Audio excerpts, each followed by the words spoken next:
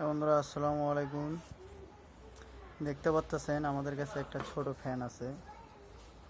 যে ফ্যানের যে আপনাদের এই যে ক্যাপাসিটার যে লাইন আছে বা এখানে যদি কোনো প্রবলেম হয়ে যায়, কেননা এই জায়গার যে চারটে তার আছে তার চারটে তার সম্বন্ধে অনেকে কেউ বোঝে না যে এটা কীভাবে সেটিং করবো। এক ভাই আমাকে ফোন দিয়ে বলছে যে ভাই আমার কাছে এরকম একটা ফ্যান আছে, কিন্তু ফ্যানটা আমি কাজ করতে পারতেছি না, কিন্তু এখানে কোনটা কারেন্টের লাইন দেবো কোনটা ক্যাপাসিটির লাইন দেবো বুঝতেছে না। তো সেই ক্ষেত্রে আমি শর্টকাটের বিষয়ে দেখাচ্ছি আপনাদের। যেখানে যে মাঝখানে যে দুটো তার আছে, এই তার দুটো শুধু এই ফ্যানের ক্ষেত্রে মনে করেন যে এটা ডাইরেক্ট দুটো একসঙ্গে করবেন, করে এটা একটা ডাইরেক্ট আপনার কারেন্টে যাবে।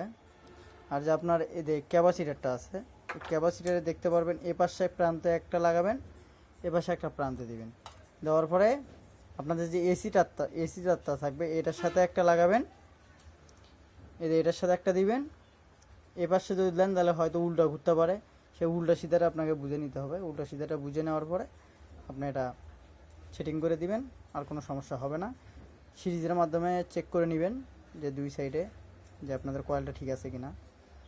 আশা করি ভালো থাকেন সবাই।